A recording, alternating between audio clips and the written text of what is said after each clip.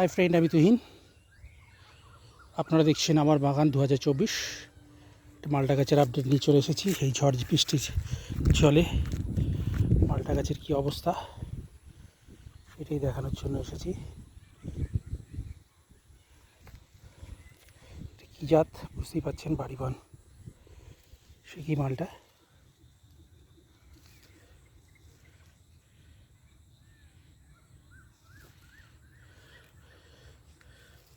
ঝড়ে অনেক কটি ফল পড়ে গেছে, তারপরেও 3-4টে আছে।